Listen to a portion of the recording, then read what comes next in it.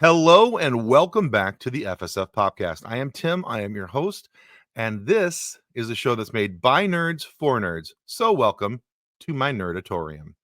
Very glad to have you here today. Our guest is a singer, she's an actress, she's a voice actress, and you may know her a lot from of her video game, her animation work.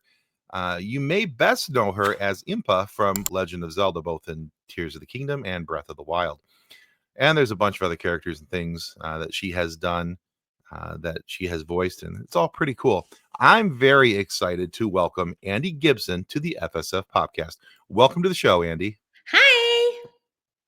Yeah, I stumbled across your Facebook profile, and I saw some of the things that your name was associated with, and I was like, "Ooh, she would be fun to talk to." And then I went out and found your other social media, um, on I think it was on Instagram, Mhm. and I was like, She would be fun to talk." And then I found your website, and so yeah.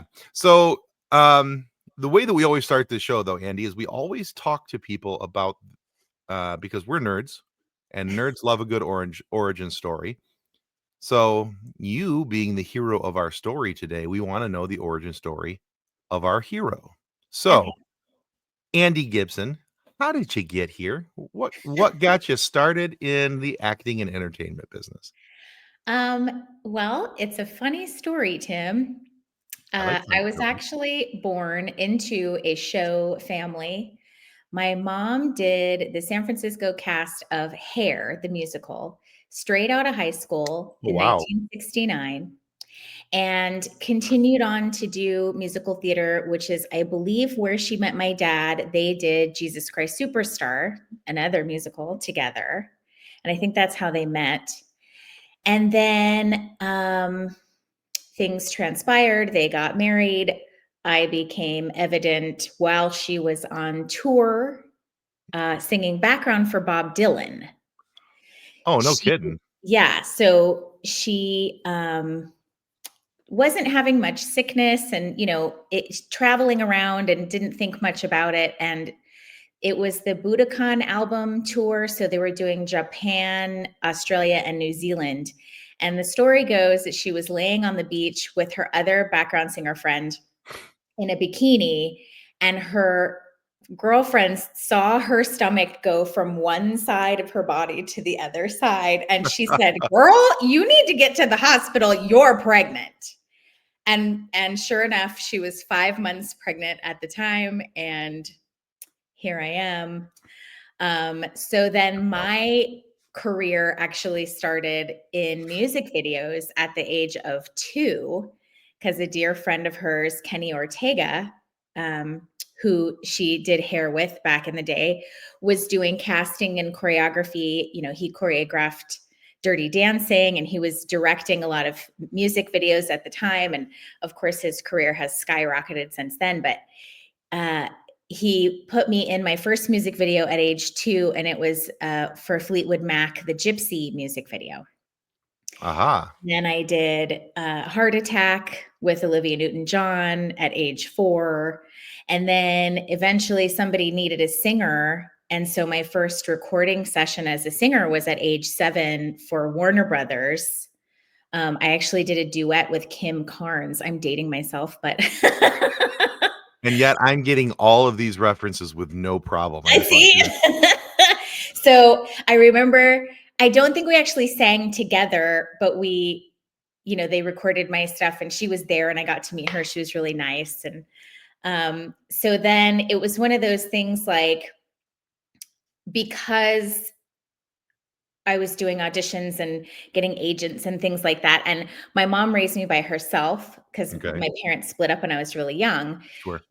She was always really afraid of becoming one of those crazy show moms and pushing me into something I didn't want to do, so she Right. was Yeah. always adamant and said, "If you don't want to do this anymore, you have to tell me, and that's it. And that means no more of any of this stuff. And if you decide you want to do it again, you're on your own." And so I believe I was I believe I was 6, and I was going in to get a new agent or manager or something like that. And this woman, I mean, this was the 80s, okay, but she was legit sitting at the desk in a room full of small children smoking a cigar. Nice. And she was just asking all of us in front of the whole room to just get up, and she would just say, "What can you do?" And these are 5 and 6-year-old kids. And I was not happy with her approach. And I I bet. just decided when it was my turn, she goes, "What can you do?" And I said, "I can do a cartwheel." And she goes, "Let's see it." And I was like, "I don't feel like it." And that was the end of that. And as soon as we walked out of that office, I looked up to my mom and I was like, "I don't want to do this anymore. I didn't like that lady." Fair enough. Yeah. And so that was that. Went to school, did my regular thing, got involved in dance, drill teams and dance teams in junior high school, and was doing the triple threat thing. Hmm. Thought about going to LA County High School for the Arts because I am born and raised in Los Angeles. I'm a native. We're a dying breed. But I thought about, you had to choose one focus. And at that time, I couldn't choose just one. I had to have all of them, And I also wanted to have the regular high school experience with football games, and I wanted to be a cheerleader and all that kind of stuff. So didn't end up going to the art school, just went to the regular school. And then I was able to do all of it. I did all the plays. I did, 2 or 3 different choirs. I was on the drill team, became the captain at some point, and then moved on to be a cheerleader and did the whole high school thing, did it all. Okay. And then in college, went up to San Francisco, got headshots again, and was like, okay, because I went to San Francisco State to be a theater performance major, Hmm. and was auditioning and doing stuff. Finally found my belt in college, which I had no idea what to do with it. I have a very powerful belt. And so I would go into the rehearsal rooms so that I could just blow the roof off and figure out how to harness this puppy. And people would walk by and be like, "Who is that? What is going on in there?" And I was like, "Hi, sorry. Hi, very loud. Sorry." Don't mind me just making some noises. Yeah. So, yeah. And then ended up leaving college because I realized I was on the 5 or 6 year plan, and came back to LA to shop a record deal with my godfather, who used to write for Motown, and his writing partner. So we immediately got into the studio and cut a demo and all kinds of stuff. And that didn't end up happening, but it was a lot of fun. Sure. And then all the other things, but that's where I started. See, I'll babble, Tim. I'll just keep on going. This is great for me. You're like a point and shoot camera. This is fantastic. I just throw the question out there, and you're like, and And go. Here here we we go. are. Yes. No, that's a really cool story, actually. And actually, the way you explained it actually answered the question I was going to ask next, Oh. because I was doing some digital stalking, or as I like to call it, research. I was doing some research. That's what the lawyers have told me that I'm supposed to call it. But I was looking on your socials and on your website, and you had those videos on there of Fleetwood Mac and Olivia Newton-John. I think the other one was the Tubes. Is the Yeah. other one. Uh-huh. And I One in saw a those, and I Million was like, Girl. That's just a little cameo in that one, but it was such a fun video to shoot. yeah. And I was looking at those, and maybe I missed it on the website, but I was like, what do these have to do with Andy? And I couldn't. I That makes way more sense now. I was like, maybe she just really likes these songs. Maybe these are her jams, you know? Well, that now I don't even know if I still have them on there, but if I do, thank you. I will clarify Oh why yeah. they're there. Yeah, that was as of this afternoon, actually. I saw Oh, those on there okay. this afternoon, and I had missed those on my previous trips to your website. Um, and I saw those, and I think it was on the improv and music video tab, and I scrolled down, and I was looking at everything, and I was like, okay, maybe she's just a fan. Maybe she really digs the Fleetwood Mac and Olivia Newton-John and the Tubes. Maybe that's what's happening here. Because I was Yeah. going to ask you how you were involved with those, but you already Yeah. did tell me. I've met too many people over the years that when they discover that, they flip out, especially Fleetwood Mac fans, Stevie Nicks fans, or Oh, sure. Olivia Newton-John fans. And so they're like, "What?" And I was like, "Yeah, I was a little teeny baby." But the one with Olivia Newton-John is so cool because it was just the two of us in the entire video. And then they did, really funny little 80s effects and whatnot. There's a section somewhere where I scratched my eye on camera and I came off, and my mom was like, "You scratched your eye." And I was like, What? I did? I was 4. And they kept it in and put a funny little 1980s Nice. animation thing there. Nice. That's funny. Yeah, it's a pretty cool story though. To know that you were on tour with Bob Dylan, even you Right. didn't know it, but you were. I mean, there's not many people that can really say that, right? I mean, in any way, shape, or form. So I started my life on tour with Bob Dylan. How about you? How did you start yours? Right. I think it was years ago. I was in an on-camera commercial class, and they always ask you in on-camera auditions, like, "Tell us something interesting about yourself." And I was like, "Well, this is something." I think our teacher was like, "It should be something that nobody else can claim, so that you stand out." And I was like, "Well," and she goes, "Oh my God!" She's like, "You have to open with that all the time." And I'm Well, like, yeah. "Okay." Yeah, because even if somebody's not a Bob Dylan fan, which I'm not a huge Bob Dylan fan myself personally, and I'm for his music, but I respect the hell out of his position in the music world and what he did and what he means to music history and all those other things. And so when somebody says, "Yeah, my mom was a singer for Bob Dylan's band," I'm sorry, wait, what? You know, it carries a little bit of weight, and then you go, "Oh yeah, and I was with her too."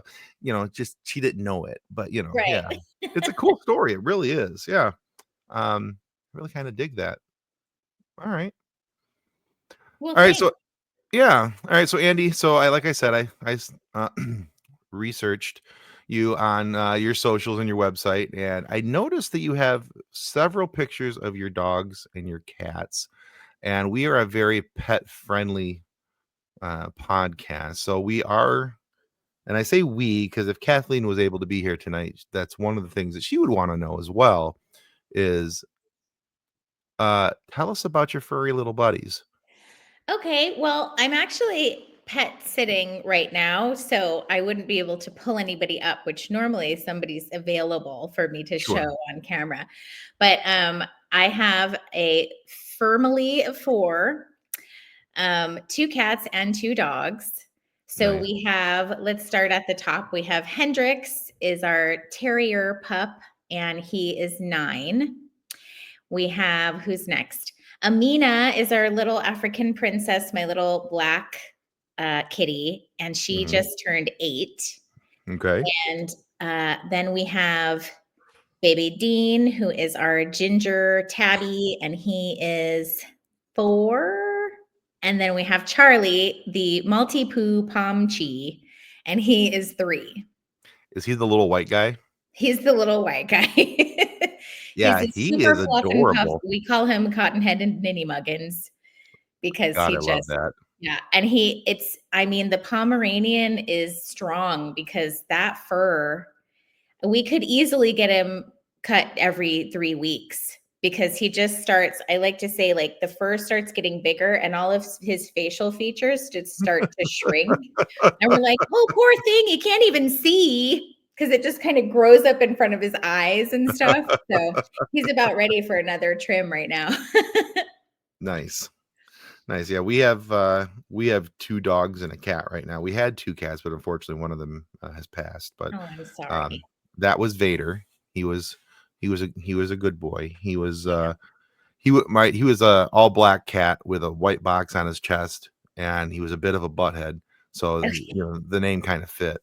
Right. Um And then, we have another cat, his name is Seven. Seven is polydactyl. So Oh, cute. he has 7 he has 7 toe beans and, Right. 8 claws on his front paws. So Oh, he's got, amazing. like, this one, like, janky claw, like, right here in the middle of the Yes, I've webbing seen area. that. Yeah. And it looks like he's running with mittens because his I call them hands. They're not paws. They're hands on the front. Right. Like he's like one omnipresent afternoon from taking over the world. I just, where he's just like he realizes what these things can do and he's going to be able to take over the world. But it looks like he's running with mittens on. Right. He's the murderous thing I've ever had too. How old is he? He is 5. Okay. But we live out in the country, so he's an indoor outdoor kitty. Oh yeah. And so every morning he brings a gift to the back door to let us know that we're cared for. Yep, I had one of those. Yeah. So side quest story here. So one of the fun things about him is like back during the year that wasn't 2020, Right. right after things started loosening up and people could get back together and do things and all of that, we had a friend of ours who was having a baby shower and she already had 2 girls. This was for her youngest one. And 7 decided, we only had like 10 people at our house. They were all on the back on our deck. Everybody was kind of, keeping the distance just in case. And 7 decided to leap down in the middle of them. Like this was a dance circle and he was the star of the show Right. with a blue jay in his mouth, and he ripped the head off in front of the other girls. And they're like, mommy, is he killing the bird? And we're like, no, he's just wrestling. He's wrestling with the bird. And then he ripped the head off and I was like, no, he's killing it. He definitely killed the bird. So oh God. So I was like, after we got done with that, I'm like, I am so sorry for the education your daughters have received Oh today. gosh. That was an unforeseen occurrence. We did not plan on this. Yeah. But yeah, he's our little murder bot. He's absolutely a big old lover and teddy bear, and he wants to be loved on. And the second you touch him, that little purr box motor just goes into overdrive. Yeah. And yeah, but then he's like, you can be in the middle of petting him and he'll watch something go by the window and he's like, okay, I'm done. I got to go kill something now. Right. What grade is he? He's a cloud. Oh, they're like the big what fluffy. Like muted. He's white and gray. Oh, okay. And just really long hair. He's a long-haired cat. He's very fluffy. Kathleen calls him a cloud, so that's what I'm going with. Okay. So, his breed would be showed up at my back door, didn't want to leave. Right. And so the cat distribution system dropped him off and we just accepted him. Yes. So, hanger on. Yeah, exactly. And then we have 2 dogs. We have a pit bull. Her name is Mia. Quite possibly the dumbest animal I've ever met in my life. It's a damn good thing she's as adorable as she is, because she's as sweet as can be. She really is. But she has 3 brain cells and 2 are off looking for the 3rd. So, and then we have a little corgi, and our corgi's name is Toast. Cute. Because her butt looks like a loaf of bread. Yeah, and they do very much look like loaves of bread. Yeah. She's our little princess. Both her and Mia are 6 years old. We got them about the same time, not too much farther apart from each other. Maybe 6 months difference between the 2 of them, but they're both about between 6 and 7 years old, I believe. I'd have to go back and actually do the math. Right. But yeah, they're do that. No, skip the math. Yeah, math sucks. Why do that to yourself? But anyway, that's our version of the fur family over here. Yes, Kathleen's got a whole mess as well, but so yeah, like I said, we're very fur friendly, and so whenever we see pictures of people's pets, we're always like, ooh, because I'm the guy who in public, if you have your dog, I'm totally going to be the guy that walks up to you and goes, "Can I pet your dog?" Yeah. Can I pet that dog? That's me. Yeah, I do. I've done pet care and dog walking for many years now too. That's kind of a little side hustle that gets me out of the house, gets me some exercise, gets me out of the booth. And so this gal, she's gone. I was falling asleep as I was sitting in the waiting room because this dog that I'm walking now, she's a half Malamute, half Husky. Oh and boy. really athletic. And they live up in the hills. Like their house is basically in the middle of a street that looks like this. So no matter there's no chill walk. No. Every time you take her to walk, it's a hike, regardless of Well, which yeah, you're going direction uphill you or go downhill no in. matter what. Yeah, so I already did one this morning, and usually when I stay here, I'm pretty sore by the time I get back home after several days of multiple walks but I'm like, well, this is why I did this. I wanted to get more exercise. But she's a sweetheart. She's also a cloud. She's super puffy. And you're Okay, like, "Oh, cool. wait, her body's just in here." Yeah, right. Yeah. Yeah, we joke around with Toast that because at one time we have all hardwood floors throughout our house because it just didn't make any sense anymore um to have carpeted floors because of how much Toast sheds. Yeah. Corgis are double coated. We didn't know that till we got one. Yeah. And we always joke around that because we have to vacuum every day. There's just no choice. Yeah. And so at one time we had 3 of those Roomba robot vacuums at one time Uh-huh. going all throughout the house because it was just couldn't keep up otherwise. But you could get enough hair off of that where you could put up a pile, put some googly eyes on it, and you'd have yourself a whole nother corgi. Right. So it's just crazy how much she sheds, but yeah. All right. So enough about my pets. Let's talk more about you. So this question is actually from Kathleen because when I told her that I wanted to talk with you and told her who you were in Legend of Zelda, um, there was loud screaming that hurt my ears, and there may have been some fanning of the face because she's a huge Zelda fan. And so she said, I really like the line, Link, you're finally awake in the Breath of the Wild. She goes, and then in Tears of the Kingdom, when you first meet her, Impa, again with the hot air balloon, is just a fun interaction.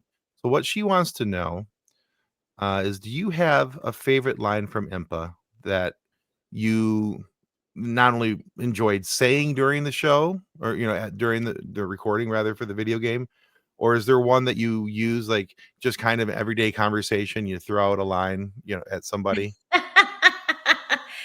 Well, it's funny because I wish that she could have been here because I'm not sure. There's a lot of people that don't realize this. There was a DLC called Hyrule Warriors: Age of Calamity, Hmm. and it was a prequel to Breath of the Wild.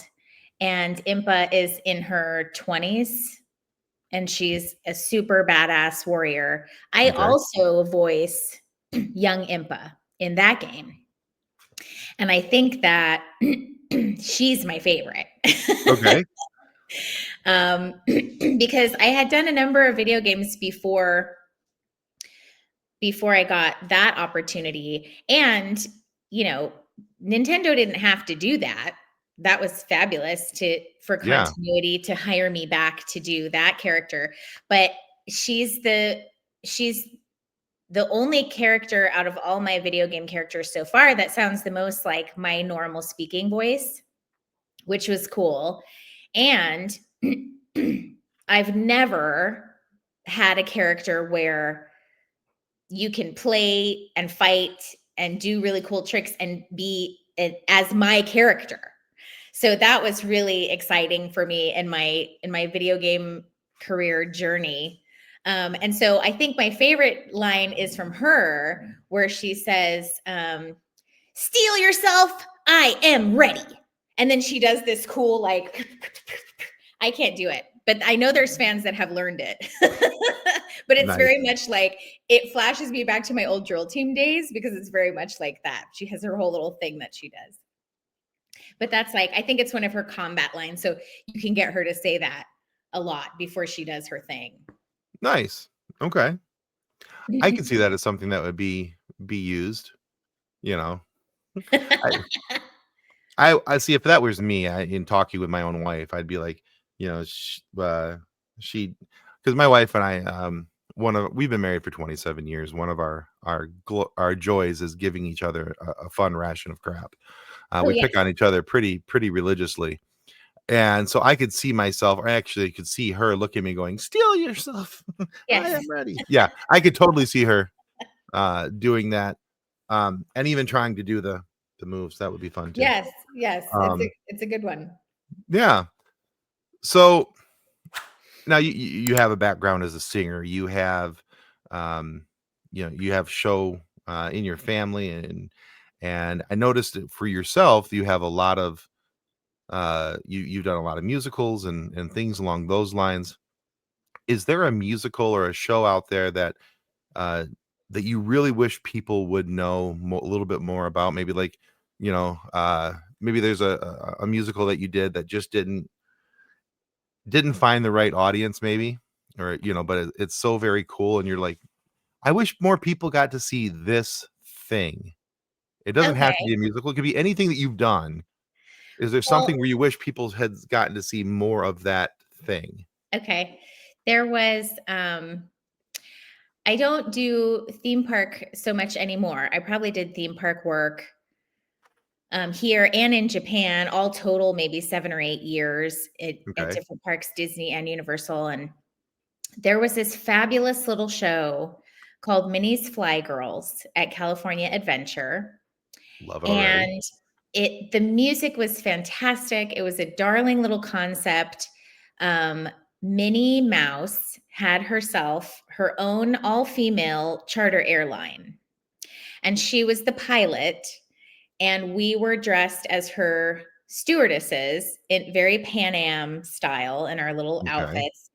And it was just a darling little show. Minnie was in the show. She did a number with us, and it was an animatronic head. So her eyes blinked and her mouth moved, and she went along with the music, and she did choreography and everything. And it was just so cute. And it only lasted, I want to say, maybe 2 years, which in the grand scheme of theme park, they like to get stuff that sticks and they can use forever and ever and ever. And they ended up canceling it, and there's nothing there now. But I think what happened was we just didn't have a very good location for where they put our little stage. It was kind of a walkway area. There wasn't any shade, so when it got really hot and people would just move on, right in the middle of the show, even though the show wasn't very long, maybe 25 minutes. But it was, we were singing tight harmonies, swing medleys, and fabulous renditions of Disney songs. And it was just absolutely darling. And, that's cool. every time anybody mentions it, like if we're on social media or whatever, anyone in the show or somebody was like, oh, I missed this, and they post a picture, everyone who was involved in it is like, oh, I missed that show. I missed those people. It was such a good little show. So. All right. Uh, at risk of dating myself here, when you said Fly Girls, my brain immediately went to the 90s and Jennifer Lopez in Living Color. And I was like, Yep. you're like, I was one of Minnie's Fly Girls. I was like, oh, okay. I didn't know that was a thing, but all right. Fantastic. Yes. Um, And maybe, it's Disney. So they get to do whatever they want, but right. maybe Yeah. that was because that was long ago. They're like, oh, we'll just do this and it'll be cute little wink. Oh, that's fantastic. Okay. Very cool. All right, Andy, it's time for suggestions. And I started putting this question in because now the origin question in the beginning is because I like to know why people do what they do, why they're in their chosen profession, why they're a writer, an actor, a singer, whatever it may be. Um, why they do what they do. And so this next question also helps me along with those lines as well. Because I very much like to know what makes people tick and what, and why, again, why they do what they do. So, um, this question is more about what you're reading currently or what you're listening to. Not so much watching, but you can throw that in if you'd rather. But so is what are you reading or listening to that you think everybody else should know about? Okay. I just brought this book because it's about this thick, and it has taken me a very long time to finish it. And I brought it because I'm house sitting. So Right. I make it kind of like a staycation. Hmm. And I was like, okay, maybe I'll actually finish this book now. But it's by Gabor Mate, and it's very deep. So it's a lot to digest, which I think that's why it's been taking me so long to get through it. Is I'll read some and then I kind of need to, let it Sure. settle. It's called The Myth of Normal, and it's basically about how disease is uh, basically a product of society, and the things that societal norms Mhm. cause in our human form and human symptoms. And it's all very interesting, and I have always firmly believed that, negativity and who knows what else, pollution, and there's so many different things that can turn into disease in your body. And he's done so much research and study, and just about you know kind of the construct and the limitations of Western medicine versus Eastern and holistic and other options. And he talks about, things that we swear are hereditary, and there's actually no data to back up that so many things we think are hereditary, we say are Okay. hereditary, actually are hereditary at all. So that is just some little light reading that I've been doing recently. And Clearly, I yes. still have, a good inch to finish, and I'll get there. I like to, I like to read self-help kind of stuff. I just find that stuff really interesting. I think the topic of your book is very interesting, um, because I think I agree with a good portion of that actually, because, having seen some of the things that, my family members have gone through, people I know who have gone through, "Oh, they got that, it was hereditary." I'm like, that actually piqued my interest quite a bit, that portion right there, Mhm. um, you know, because now I'm like, wonder what he says is hereditary that isn't hereditary. So, Yeah, yeah. So, yeah, no, it's an interesting book, and I can see why it would take you a while to get through it because I would do the same thing. I'd read a little bit and then have to digest it, and then read a exactly. little bit and then have to digest. So I that makes 100% sense to me. Okay. Yeah. Very cool. All right. Then you asked about what am I Are you listening to? sure, what are you listening to or watching even that everybody else should be paying attention to? Oh, I've been obsessed with shows lately. We've got several. Well, this is kind of a plug, but I also think it's a fabulous show.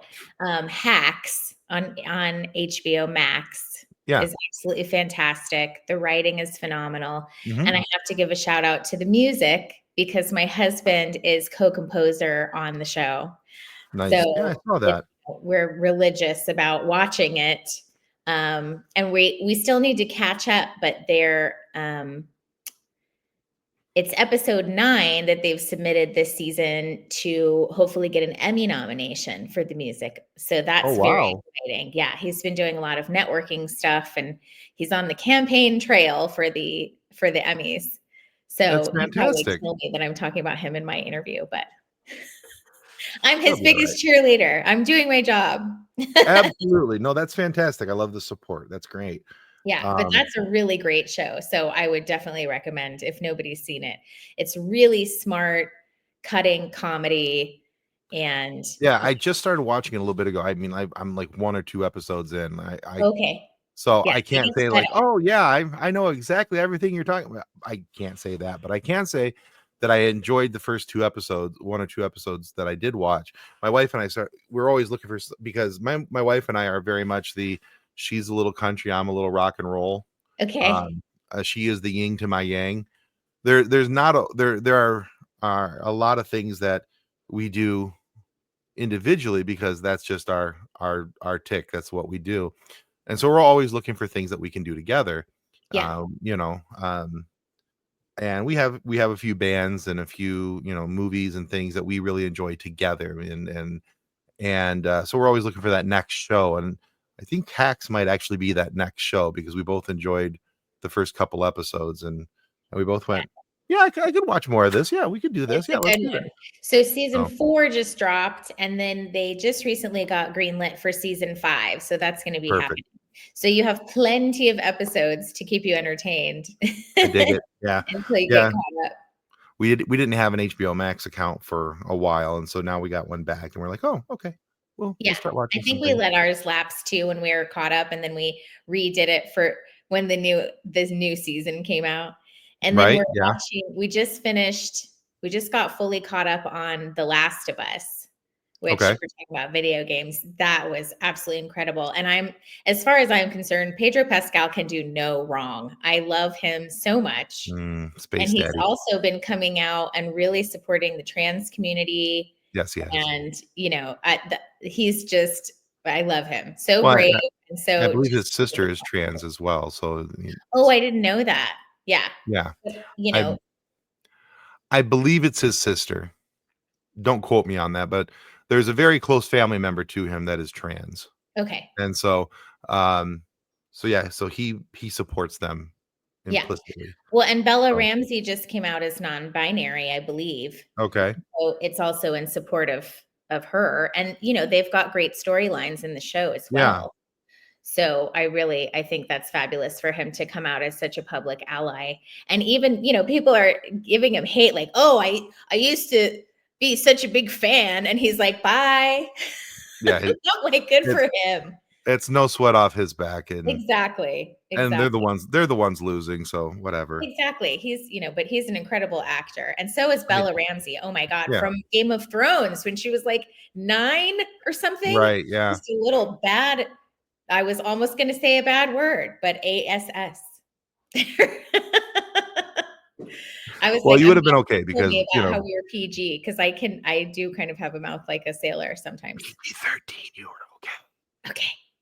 I spelled it. like we So used to like we used to do in daycare. Be like, oh, spell things if you don't want the kids to figure it out. right, yeah, spell it out, and that only works for father to 3. That only works until they start going to school and they start putting things together, and, like, Mhm.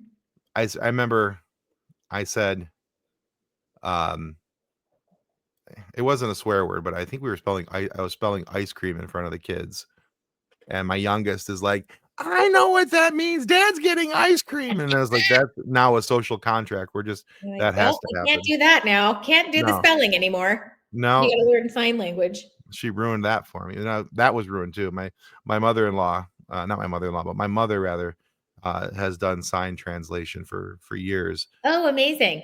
Yeah, and so when all my kids were little, I mean, my youngest is 18 now. But when my kids were little, she taught them all basic signs. So, of like, book and bath and eat, more and all these different things. And so it was actually quite helpful when they couldn't verbalize it, but they could make the Mhm. sign because they understood what the sign meant. Yeah, Um, I worked in daycare for many years, and we used that on a regular basis. And yeah, then that you just there was one case I remember this little boy just he glommed on to the sign language and then never started speaking and yeah. just learned more and more sign language. And so then they were concerned that his speech was delayed.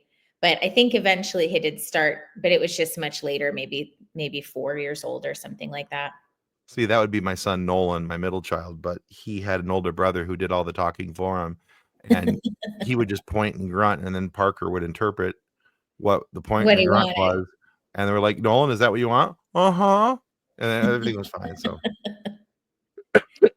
so all right, Andy, it's time for the silly question. Okay. It's really not that silly, but, we just like to call it a silly question.